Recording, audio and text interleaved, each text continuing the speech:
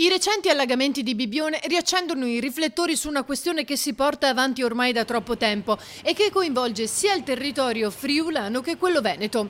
La creazione dei mini laminatoi, quelle che una volta erano le casse di espansione su cui il governatore Fedriga specifica. Su quello io credo che sia necessario un accordo tra tutta l'area coinvolta, quindi dai sindaci del San Danielese per capirci, per arrivare fino alla Bassa con la Tisana da una parte e Lignano e San Michele dall'altra. Perché per esempio Bibbione, no? Lei lo sa, appunto in questi giorni è finita Lo so, sott'acqua e sono le acque che arrivano al tagliamento, quindi il Veneto vive questa preoccupazione. È un problema vero, è un problema che viviamo sia in Friuli Giulia che in Veneto, nella parte bassa.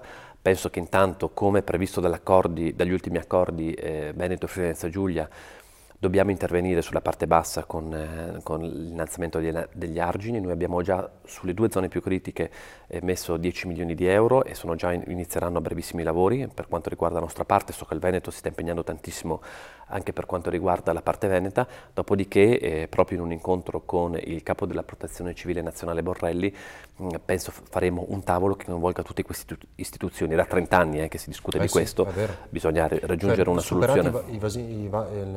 Diciamo gli invasi possibili o gli allargamenti, le aree golenali da allagare, diciamo, cosa pensa? Là c'è un problema vero che tutta l'area del San Danielese solleva ed è reale. Cioè il tagliamento è penso uno dei pochi fiumi europei che hanno il corso naturale, che non sono mai stati toccati, e quindi un patrimonio importante, quello non c'è dubbio.